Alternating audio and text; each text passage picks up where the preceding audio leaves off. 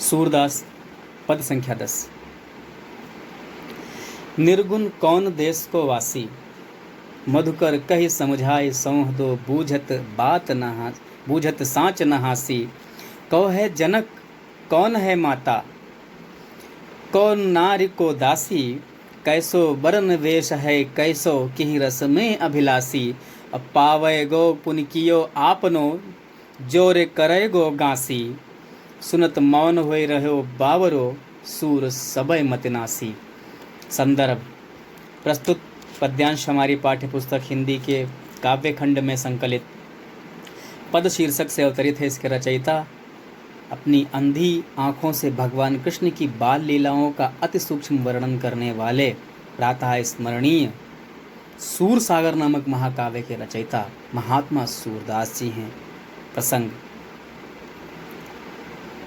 जिस समय उद्धव निर्गुण ब्रह्म की उपासना का संदेश लेकर के ब्रज क्षेत्र जाते हैं, वहाँ गोपियाँ, क्योंकि वे ईश्वर के साकार रूप की उपासक हैं, निर्गुण ब्रह्म को का उपहास करते हुए उसे भ्रमर की संज्ञा दे करके उसकी उपासना करने से इनकार कर देती हैं।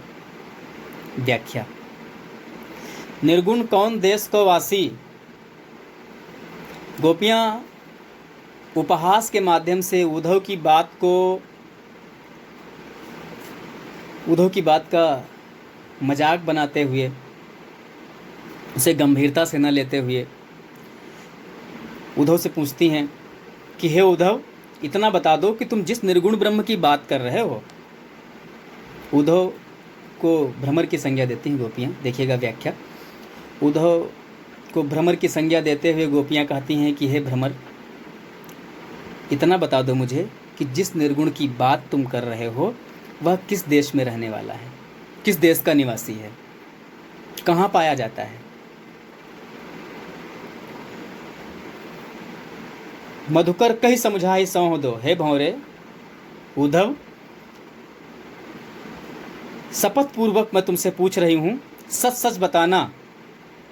मैं परिहास नहीं कर रही हूँ, बस जानना चाहती हूँ कि आपके इस निर्गुण ब्रह्म के पिता का क्या नाम है, पिता कौन है, इसकी माता कौन है, इसकी पत्नी कौन है।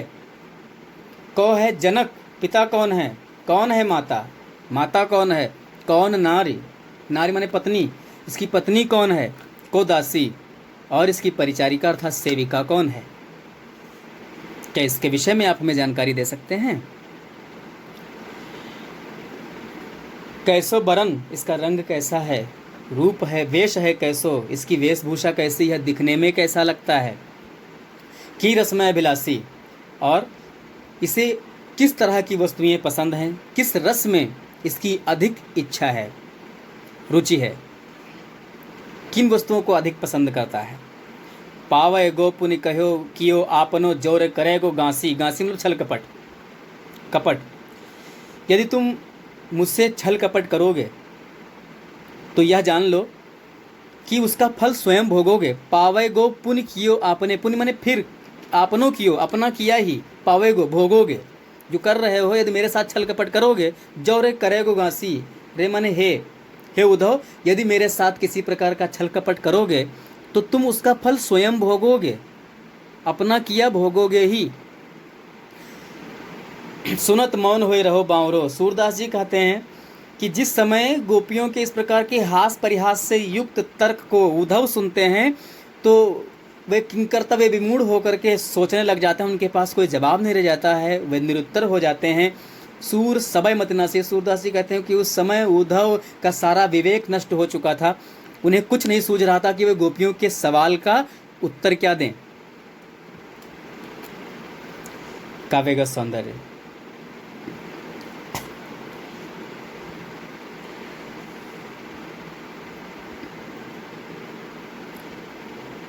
एक विशेष बात आपको बता दूं कि कहा गया है कि जिस समय 4 गंवार बैठ जाएं तो वहाँ एक बुद्धिमान की बुद्धि ही भ्रष्ट हो जाती है।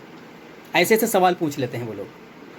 ठीक वैसा ही कुछ उद्धव के साथ भी हुआ। उद्धव बहुत विद्वान थे, कृष्ण के परम मित्र थे और सबसे अधिक विद्वान उस समय के थे उद्धव।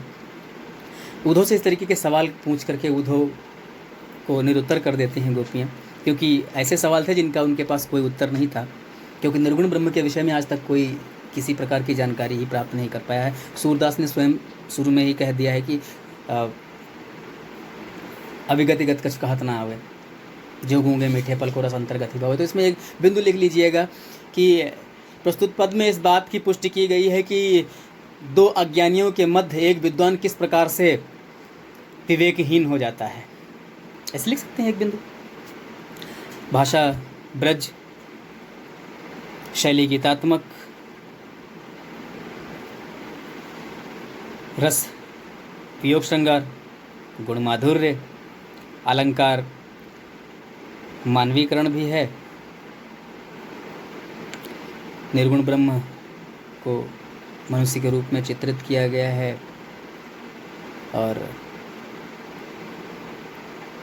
किस तरीके से बात को घुमा फिरा करके समझाया जा रहा है। अनुप्रास और मानवीकरण अलंकार लिख लीजिएगा। अन्योक्ति भी है, यहाँ पर अन्योक्ति के माध्यम से बात बताई जा रही है, तो अन्योक्ति भी लिख सकते हैं आप। अनुप्रास, मानवीकरण और अन्योक्त अलंकार लिख लीजिएगा। छंद गेय पद।